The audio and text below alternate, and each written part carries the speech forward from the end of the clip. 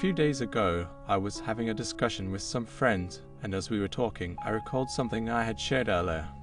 We had gone to the Attabad Lake, and after a successful trip to the Rakposhi base camp, we decided to celebrate by spending a night at one of the famous hotels by the lake.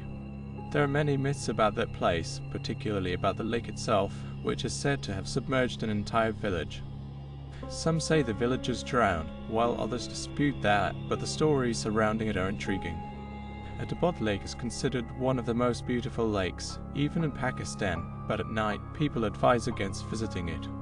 We thought, since people say that talking about paradise attracts it, why not sit by the lake and share some stories? Maybe something interesting would happen. When friends get together, these kinds of conversations naturally arise. Our tour guide shared a fascinating story that had happened to him. He recounted that a year before COVID, in 2019, he had taken a trip with mostly newlywed couples, along with 3 girls from Lahore. He mentioned that it was probably August when they set out for their travels. As they were heading towards Naran and Hadra, they encountered heavy rain and landslides, which caused significant traffic delays. They had planned to stay in Naran that night, but due to the rain and landslides, they were forced to find a hotel in Kagan instead. He said it wasn't part of their plan, and since they had no idea what to do, they ended up booking a random hotel they found. Most of the group stayed outside, while the 3 girls decided to go to their room to rest. Around 2:30 or 3:00 a.m., the girls in that room suddenly started screaming.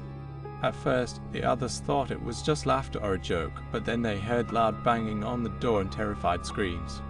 Everyone who was sitting outside rushed upstairs. The guide said he was at the front of the group and saw something he would never forget. He was on the 3rd floor, and as he climbed the stairs, he heard someone running down from the 3rd floor. He saw a girl coming down, but her hair was standing up as if someone was pulling it. The girl ran towards him, and when he reached out to grab her, she was crying and then fainted.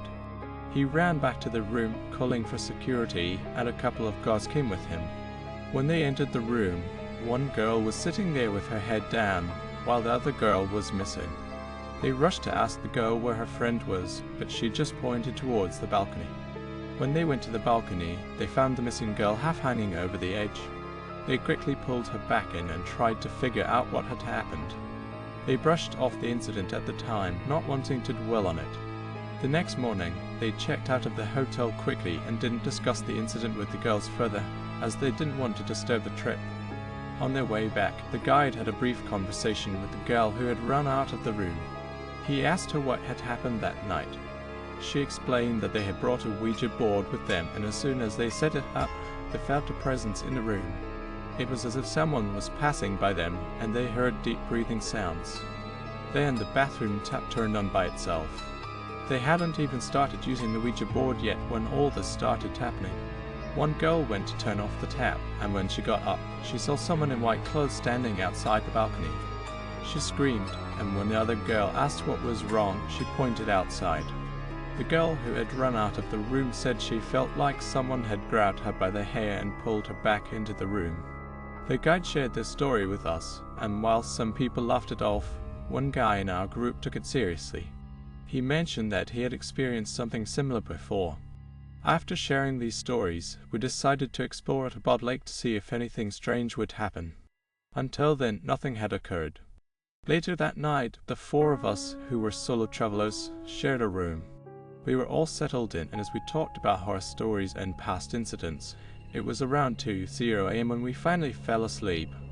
After about 45 minutes, I woke up to a weird sound coming from somewhere in the room or nearby. I noticed the guy sleeping on the mattress below me was also awake. I asked him if he heard that sound, and he confirmed he did.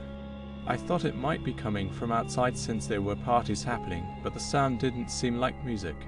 It had a rhythm that was catchy, almost like a tune that repeated in a pattern, 3 times, then 2, then 1. I suggested we try to sleep since we were tired, but he insisted it sounded like someone was ringing bells. We joked about it and went back to sleep.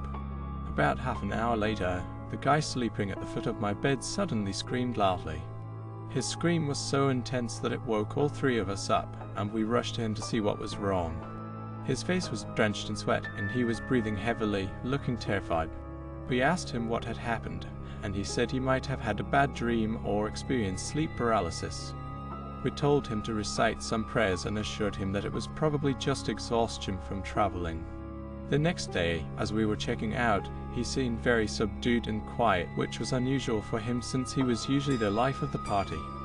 We tried to cheer him up, but he insisted that he had seen something wrong.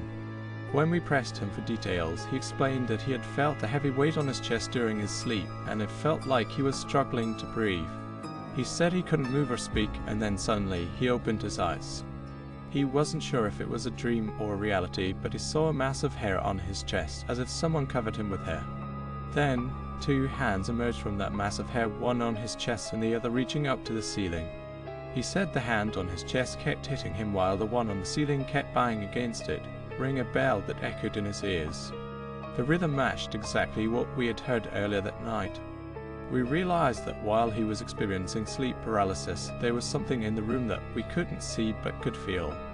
It was a strange coincidence that the rhythm he described was the same one we had heard.